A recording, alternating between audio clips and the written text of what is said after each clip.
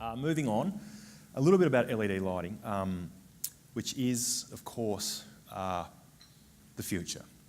Now, I'm a recent convert to that way of thinking. I'm a fairly scientific person, and I don't really believe anything until I see it and see independent proof of it. Now, I have seen that recently with LEDs. You know, they really have come a long way from 2, 3, 4, 5 years ago, which is amazing. It really is. I'm pleasantly surprised this has happened. There's a few things we need to be aware of, but certainly, with no pun intended, the future is very bright for lighting. LEDs, I think, really will be, in a relatively short space of time, the way of the future. One of the biggest problems we've had, and this is getting a lot better, but I would say the biggest problem that we've experienced with LEDs to date, especially in the last few years, is that the performance of the LEDs has been overstated. They've claimed to do something which they haven't actually lived up to. This is an example. This is independent testing done by the Australian Department of Climate Change. It's 2010, so it's a little bit old. I think things have got a lot better. But to illustrate the point, this is a test of sort of fairly typical LED light globes, replacement light globes. On the x-axis here, we have the luminous flux, the light output, and the efficacy here, which is the efficiency in lumens per watt.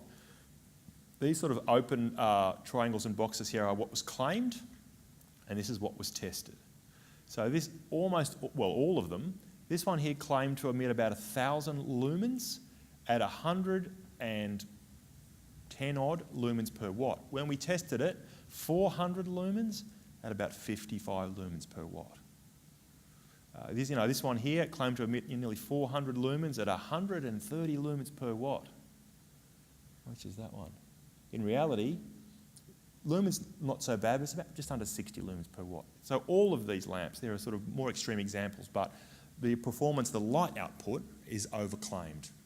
And the reason for that, I think, is that the light output is the chip performance. When the chip is built and tested, it has a performance of 100 lumens per watt, and that number stays with the chip even when it's put into a package and a module and a luminaire with a heatsink and a lens and all those things. The problem with that is it gets hot in that package, and when you let it heat up, it gets hot. And LEDs don't like heat. As they heat up, the light output drops off. So, whereas the chip by itself in free air, getting tested for a short period of time, was 110 lumens per watt. Once we put that inside a package and let it warm up, the light output has dropped right down. And yet, 110 lumens per watt is what we read on the box when we buy it. I think that's been the biggest problem. So you just have to be aware, generally speaking with LEDs, about the performance claims. Although this is getting a lot better and has become a lot better, we're still something we need to be aware of. This is something similar for LED tubes. Again, this is a little bit old, but this is testing done by the Caliper program in the US. Excuse me, US Department of Energy did this testing where they'd buy LEDs off the market and they'd test them independently and report the results. So, this is confusing. Not very well presented table, I'm sorry, but these are all LEDs here. They test bare lamp and then in situ, which is inside two lamps in the troffer, which is kind of what we care about more so. And you see here, so that one failed, but this one here was 74 lumens per watt, 57 lumens per watt, that one failed, 75 lumens per watt, 78 lumens per watt. So around about 70 lumens per watt was the performance inside the luminaire. This is a fluorescent lamp, 71 lumens per watt, 69, 74 lumens per watt. So the efficiency is about the same. Okay, bear in mind this is a little bit old, so things have gotten better, but this independent testing shows that these ones had no advantage in terms of efficiency at all over fluorescent. But sort of what's more concerning is the total light output, which is this column here.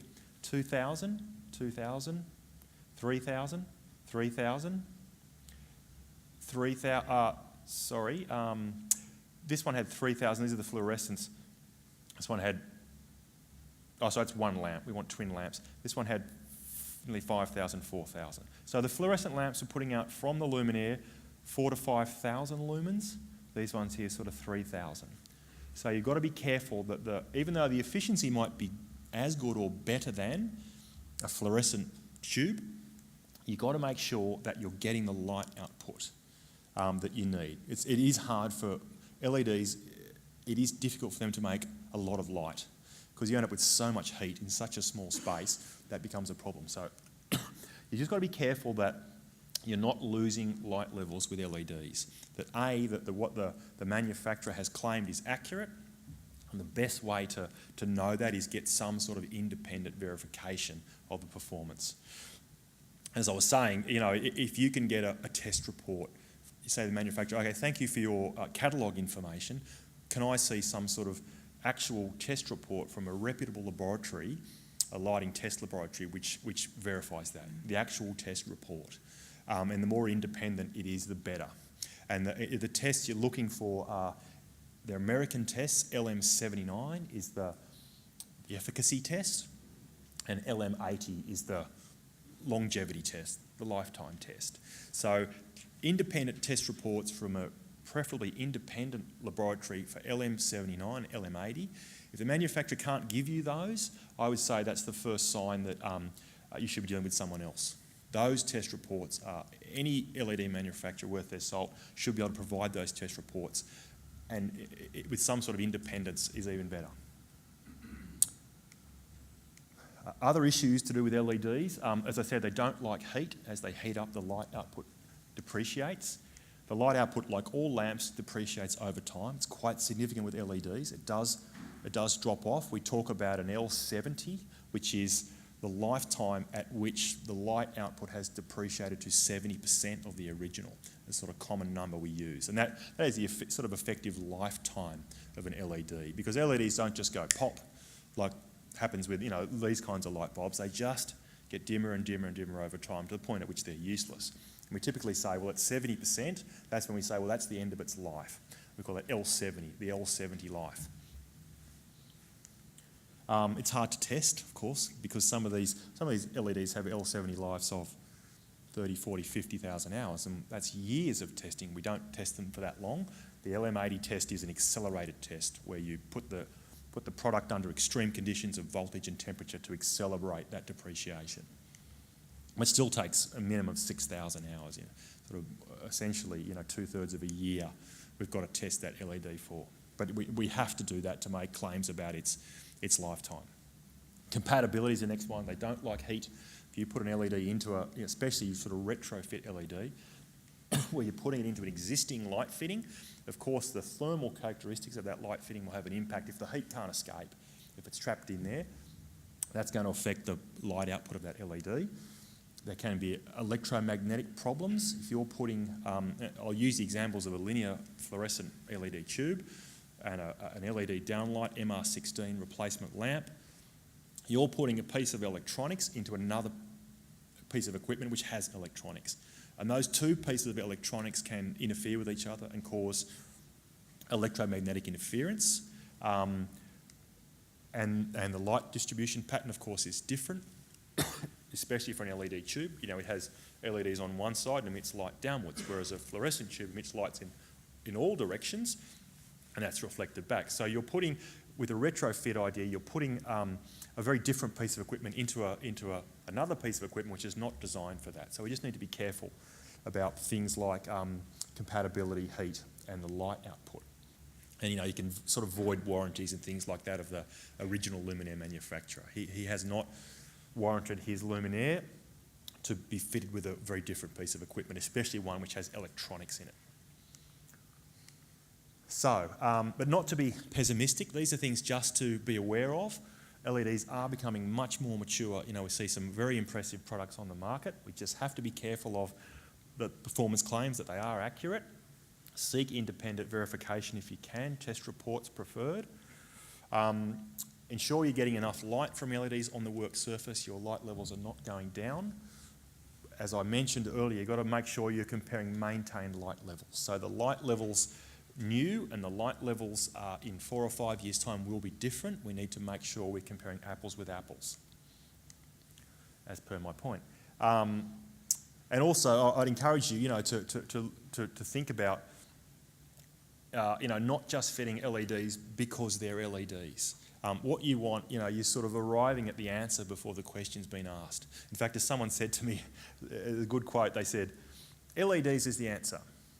What was the question again? And I think that mentality pervades a bit. It's an LED, it must be good. That's not necessarily true. I'd encourage people to continue to look at T5 lighting systems, single T5. You can buy a single T5 high performance light fitting and go from 88 watts to 29 for about $75. Now that's pretty good, and it's permanent. It's designed. The light fitting is designed for that lamp. That lamp cannot be fitted with any other kind of lamp. And the LED tubes can be taken out and fitted back with T8s. The T5 is a permanent solution. It's pretty cheap. I'm not saying that is preferred over LED, but don't forget there are other kinds of technology. You want to ask, what is the best solution for my situation? What's the best efficiency, best light output, longest life? And don't arrive at the technology answer before you've sort of studied that question in detail. But I will say that LED downlights have come a very long way. The one I brought last 2 weeks ago, has a very good light output. Seems to be quite compatible with most of the dimmers and transformers and so on the market. I really believe that, especially for downlights, LEDs have such an important role to play.